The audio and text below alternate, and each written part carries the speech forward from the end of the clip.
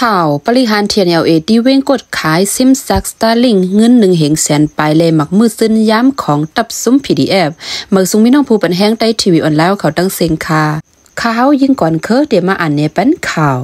มือวันที่16 เดือนธันวาคมปี2025ย่ำโหคำหมอก3 โมงนั้น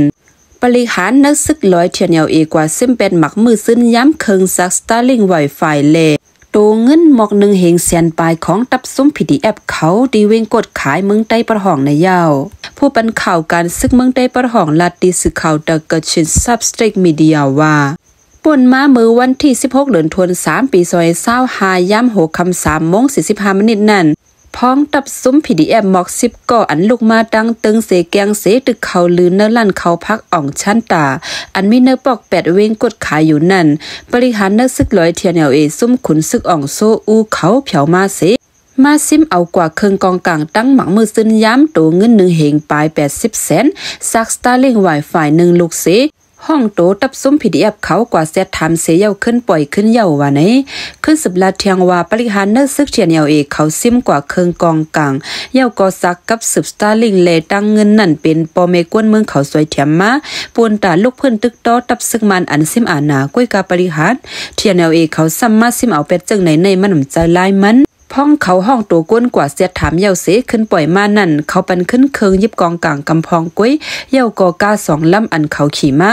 เงินกอปันขึ้น50 แสนกุ้ยเงินอันกึด100,000 ปลายเคิงกองกลางคำพองเลจากกับสืบเสื้อในเทียนเยาเขาซิมเอาเป็ดเยาว่าไหนกวนปืนตีก่อน1 ลาดว่าป่นมาเมื่อวันที่7 เดือนธันวาคมปี2025ย่ำโหคำซึกร้อย TNLA เขาเอาเอ็นแห้งตั้งนำเสเขาซิมลุ่มกับสารตับซึกขางเคียโอเลลุ่มเกตเคปืนตี GMX อันปักลุ่มไว้ดีเว้งกดขายนั่นเสียมกาป้อทุบก้นซึกขางเคียเอมอกเศร้าก็เสเอากาต่างเขากว่าดิชาคินตาโกเส